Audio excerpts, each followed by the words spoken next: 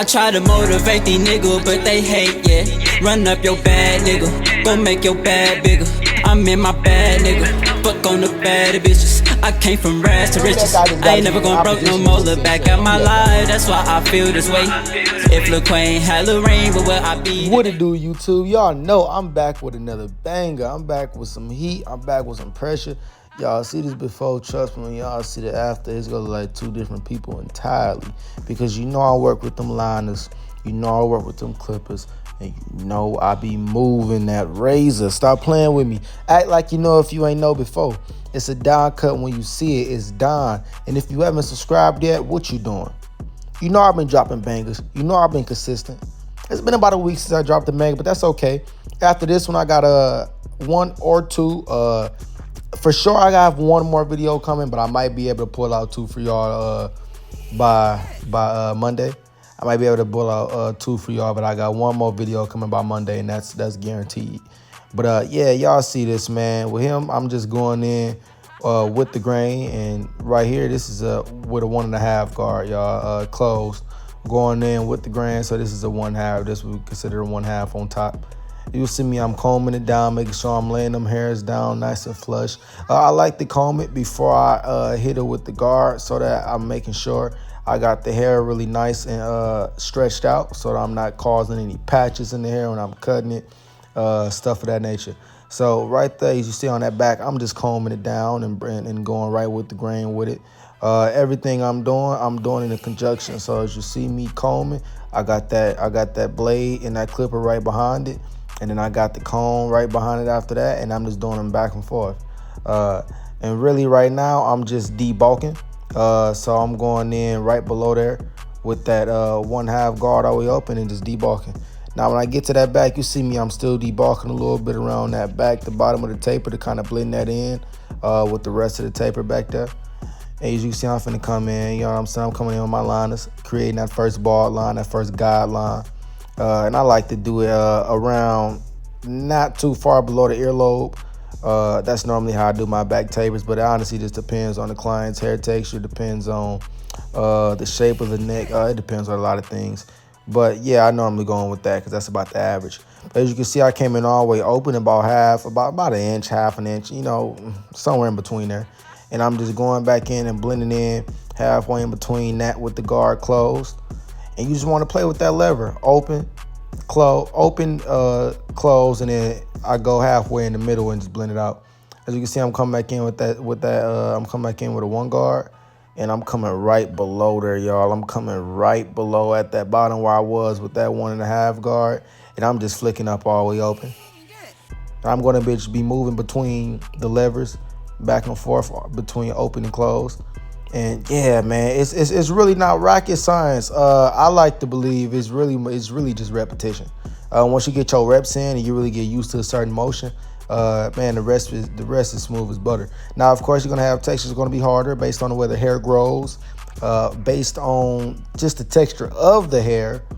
I like to believe that the coarser the hair, generally the easier is to blend. At least it's easier on average to me than straighter hair. But that perfect in the middle hair is probably like that medium texture, I would say, that tends to blend out the best, personally. But you see with them masters, man, I like that long tooth on the masters. That long tooth really helps you really detail and flush out that taper. And with me, I'm just coming in. You see me, I'm detailing, I'm hitting with the corners. I don't really like to put the full blade on there too much. I really just like to fade out with them corners.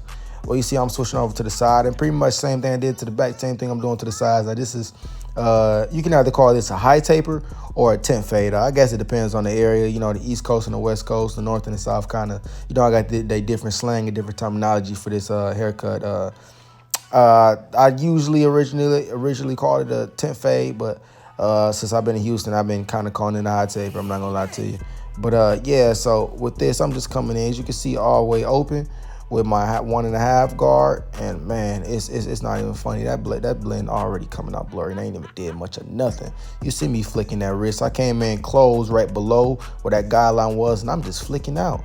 It can't get no more simpler than that. No more simple than that. This is straight fire. You see, I'm finna come back in, and oh man, it's crazy. I'm always I got my one guard on it right below it where I was at with that 1.5, and I'm just flicking out. I'm just hitting it with them corners. I'm making it as smooth as possible. I'm laying it down as much as possible, and you see that comb laying that hair back down, so I see make sure I'm not making any errors where I'm putting that blade at next, where I'm putting them clippers at next. I'm just combing it right back down. Like you see, you know what I said about that detail work, and man, as you can see it, man, I really don't think there's a better clipper. At least that's the only clipper I'm aware of that really has that really long tooth like that. That really helps you just come in and feather out that fade and detail that blend the way that you can with that long tooth on the Masters. Now, I've heard a lot of things about these Masters, these cordless Masters, and a lot of people don't like them personally. I've never had a problem with them. One of my favorite, if not my top 2 favorite clippers of all time, right behind the Babyliss Low Pros, of course. Babyliss Low Pros, to me, from at least the clippers I've had my hands on, are the best clippers of all time, personally. I know I might get crucified for that because, them old heads really believe in the corded clippers to the death of them. But, yeah, man, those are my favorites of all time, personally. And I know them seniors got a high reputation as well. But I got seniors in third spot, personally. But as you can see with this, I'm just coming in, I'm blending out, not fading. I'm hitting it with them corners. I'm hitting the detail work. And I'm making sure I make as much sense as possible.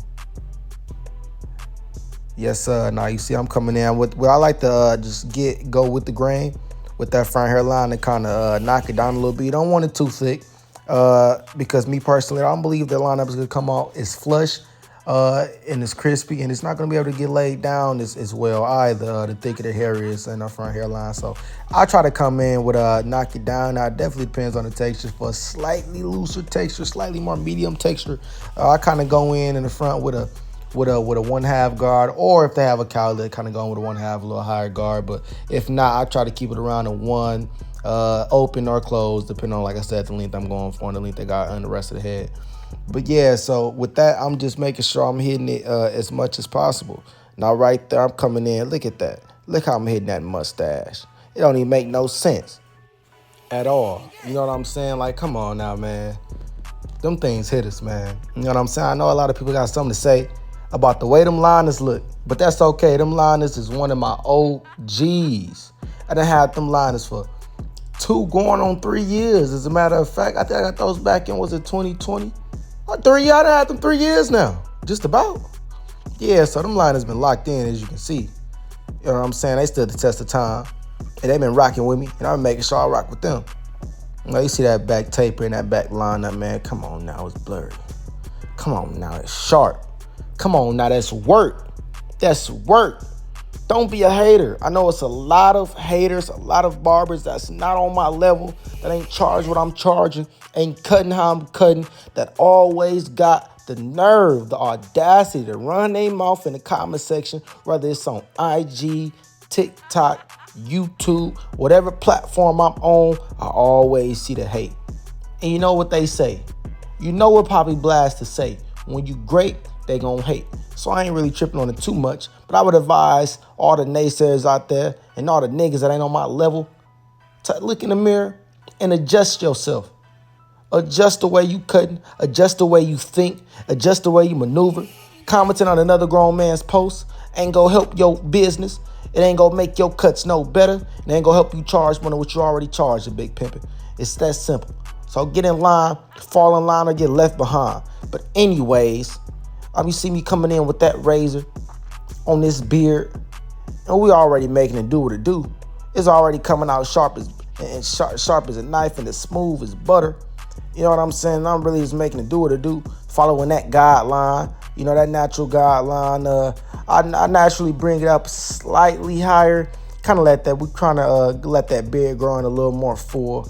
Let it come in a little more. So I'm keeping it slightly high, slightly above that dark area to try to give it room to grow in nice, flush, and full. Now, with this, you can see you want to make sure you're pulling that skin back and you're being light with those strokes with that razor. A lot of people, don't really have the proficiency with the razor. So, make sure you worked on it as much as possible. You don't want to be cutting people too much. But yeah, back to the lineup though. And this front lineup, you already see, man. Hitters are there. Lineup already coming out straight.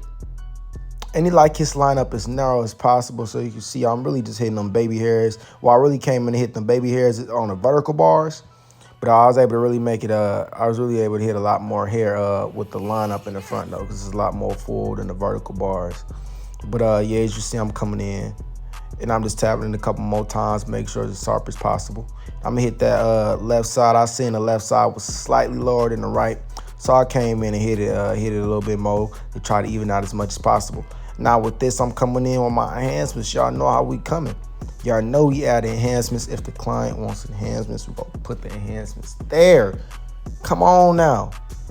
It's 2023. It's so many people hating on enhancements.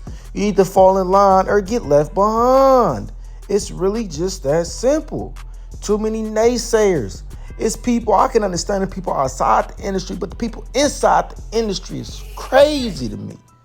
It's crazy to me, acting like we forcing clients to get these enhancements. It's crazy. But anyways, as you can see, I came in with some fibers to kind of make it a little more full, a little more thick.